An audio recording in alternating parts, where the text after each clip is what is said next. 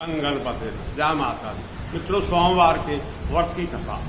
एक नगर में बहुत धनवान शाहूकार रहता था, जिसके घर में धन की कमी नहीं थी, परंतु उसको एक बड़ा दुख था कि उसके कोई पुत्र नहीं था। वह इस चिंता में दिन रात लगा रहता। वह पुत्र की कामना के लिए प्रत्येक सोमवार को शिव जी का व्रत करता, पूजन करता, सायंकाल को शिव मंदिर में जाकर शिव जी के आगे दीप जलाया करता।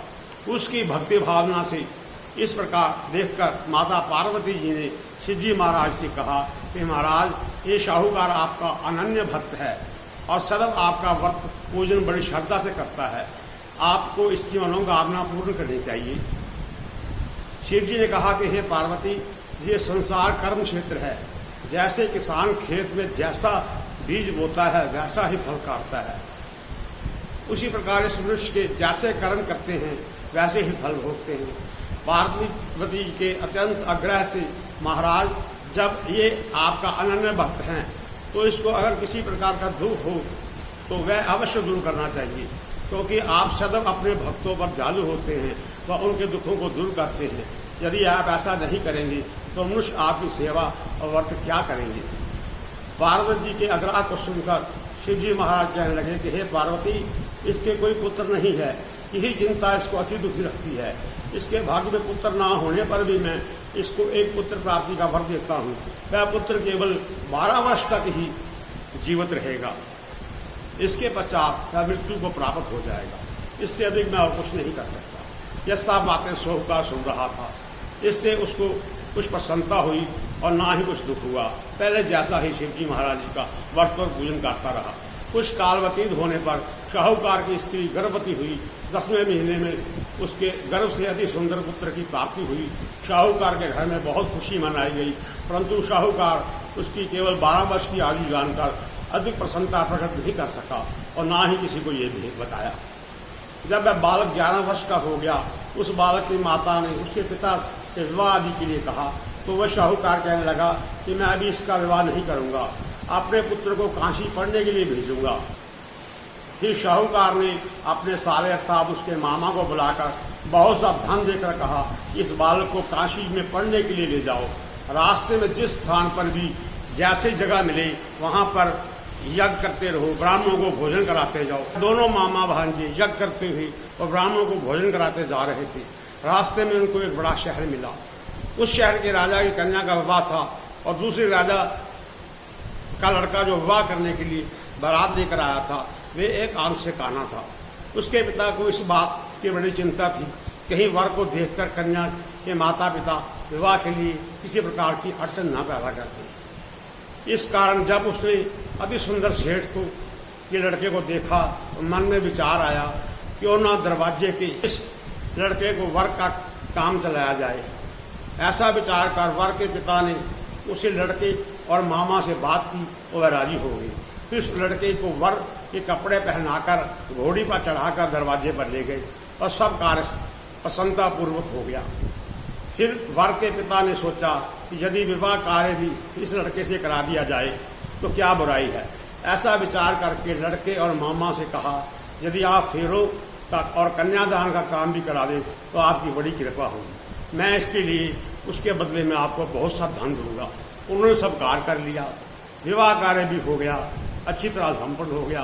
परंतु जिस समय लड़का जाने लगा तो उसने राजकुमारी की चुनरी के पल्ले पर लिख दिया कि तेरा विवाह मेरे साथ हुआ है, परंतु जिस राजकुमार के साथ तुमको भेजेगी वह एक आंख से काना है और मैं काशी जी पढ़ने जा रहा हूँ। लड़के के जाने के पश्चात उस राजकुमारी ने अपनी चुनरी पर लिखा हुआ पाया तो राजकुमार के साथ जाने से मना कर दिया और कहा कि ये मेरा पति नहीं है, मेरा विवाह इसके साथ नहीं हुआ, वह तो काशी जी पढ़ने गया है।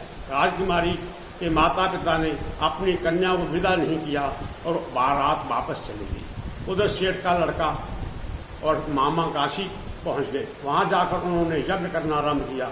लड़के ने पढ़ना शुरू किया। जब लड़के की आयु 12 साल की हुई तो उस दिन यज्ञ रचा गया। लड़के ने अपने मामा से कहा कि मामा, मेरी आज तबीयत कुछ ठीक नहीं। मामा ने कहा अंदर जाकर सो जाओ। लड़का अंदर गया और जाकर सो गया। थोड़ी देर में उसके प्राण निकल गए।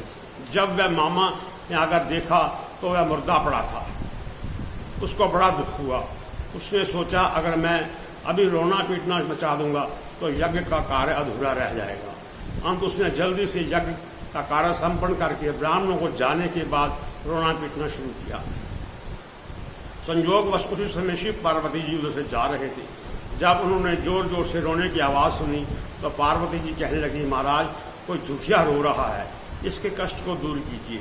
जब शिव पार्वती ने पास जाकर देखा तो वह लड़का मुर्दा पड़ा था। पार्वती जी कहने लगी कि महाराज ये तो उसी सेठ का लड़का है जो आपके वरदान से हुआ था। शिव जी कहने लगे कि हे पार्वती, इसकी आयु इतनी ही थी कि भोग चुका है।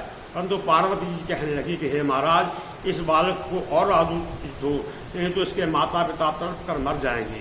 पार्वती जी की बार बार आग्रह करने पर शिव जी ने उसको जीवन का वरदान दिया। शिव जी महाराज की कृपा से लड़का जीवित हो गया। शिव जी और पार्वती कैलाश को चले गए। वह लड़का और मामा उसी प्रकार यज्ञ करते हुए ब्राह्मणों को भोजन कराते हुए घर की ओर चल पड़े। रास्ते में उसी शहर में आए जहाँ उसका विवाह हुआ था। वहाँ आकर उन्होंने यज्ञ आरंभ किया। उस लड़के के ससुर ने उसको पहचान लिया। उसने महल में ले जाकर उसकी बड़ी खातर की, साथ ही बहुत दास दासियों से आदरपूर्वक लड़की और जमाई को विदा किया। वह अपने शहर के निकट आई तो मामा ने कहा कि मैं पहले तुम्हारे घर जाकर खबर कर आता हूँ। जब उस लड़के का मामा घर पहुँचा तो लड़के के माता पिता घर की छत पर बैठे थे। ये प्रण कर रखा था, यदि हमारा पुत्र सकुशल लौट आया तो हम राजी खुशी नीचे आ जाएंगे, नहीं तो छत से गिरकर अपने प्राण खो देंगे। इसी प्रकार लड़के के मामा ने आकर ये समाचार दिया कि आपका पुत्र आ गया है, तो उनको विश्वास नहीं आया। मामा ने शपथपूर्वक कहा कि आपका पुत्र अपनी स्त्री सहित बहुत सारा धन लेकर आया है। तो सेठ ने आनंद के साथ उसका स्वागत किया और बड़ी प्रसन्नता के साथ रहने लगे। इस प्रकार जो भी सोमवार का व्रत धारण करता है अथवा इस कथा को पढ़ता है, सुनता है, सुनाता है, तो उसकी समस्त मनोकामनाएं पूर्ण हो जाती हैं। बोल शंकर भगवान की जय।